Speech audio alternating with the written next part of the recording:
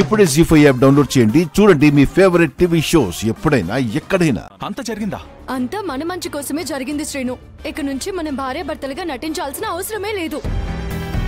పెద్దనాన్న రామ శౌర్యల పెళ్లికి ఒప్పుకొని వాళ్ళిద్దరిని ఇంటికి వెంట పెట్టుకుని వెళ్లారు. వాళ్ల సమక్షంలోనే మనం పెళ్లి నాటకం ఆడింది వాళ్ల కోసమే అని చెప్పామంటే మనకి ఏ బాధ ఉండదు, ఏ గొడవ ఉండదు. అందుకే నన్ను లాక్కెళ్తున్నావు. అందుకే రా త్వరగా వెళ్లి నిజం చెప్పేద్దాం. చెప్పాల్సిందేనా ఆద్య? చెప్పాను కదా, మనమందరం మళ్ళీ కలిసిపోతాం. ఆద్య, చెప్తే అందరూ కలిసిపోతారు కానీ మనం విడిపోతాం కదా. ఏంటి అంటే రామలక్ష్మి శౌర్యని నిజంగా అపార్థం చేసుకుంటుంది కదా. నిజం అదే కదా. కానీ నువ్వు కూడా మీ నాన్న విషయంలో నన్ను అపార్థం చేసుకుంటున్నావు కదా. అపార్థం కాదు, నిజం. ముందు రా. రా శ్రీను. ఆద్య, అబద్ధం ఆద్య. లై డిటెక్టర్ పెట్టి అడిగినా నేను చెప్తుంది నిజం ఆద్య, నువ్వు చెప్తుంది నిజం కాదు. ఇప్పుడు ఆ నిజంతో ఎందుకు? మనం నిజం పెళ్లి చేసుకోలేదన్న నిజం చెప్పేస్తే పోతుంది కదా. పద. ఈ అబద్ధం పెళ్లి వల్లైనా నాతో నువ్వు ఉంటున్నావు, కానీ నిజం చెప్తే నాతో నువ్వు ఉండవు కదా. నీతో నేనెందుకు ఉండాలి? నేను నిన్ను ప్రాణంగా ప్రేమిస్తున్నాను కాబట్టి. నువ్వు మా నాన్న ప్రాణాలు తీయాలని చూసినప్పుడే ఆ ప్రేమ పైన నాకు నమ్మకం పోయిందని చెప్పాను కదా. ఆద్య, ముందు వెళ్లి పెదనానికి నిజం చెప్దాం పద. ఆద్య, వద్దాద్య. మనం వెళ్లి మావయ్యకి మన పెళ్లి గురించి నిజం చెప్తే ఏం జరుగుతుందో తెలుసు కదా. వద్దాద్య, నన్ను ఉత్తుత్తు మొగుడుగానే ఉండని వాద్య. ఓవర్ చేస్తున్నావేంటి? పాపం అని రామలక్ష్మి కోసం చిన్న నాటకం ఆడితే ఆ నాటకాన్ని అలాగే కంటిన్యూ చేయమంటావా ఏంటి? నీకు అసలు భార్యగా ఉండడం కుదరదు. ఉత్తుత్త భార్యగా ఇప్పటిదాకా ఉండడమే గొప్ప. ఇంకా నాకు ఈ వేషం అవసరం లేదు. నీతో నాకు ఏ విషయంలోనూ సంబంధం లేదు, ఉండకూడదు. ఇంకా ఈ తాళే అవసరం లేదు.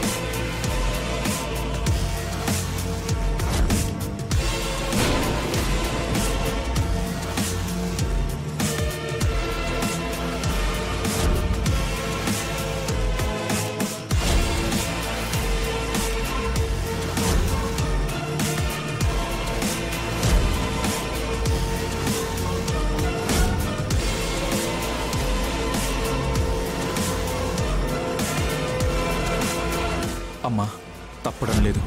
తప్పేమన్నా అయితే క్షమించు, కానీ మమ్మల్ని చల్లగా 10 కాలాలు కలిసుండేలా దీవించు.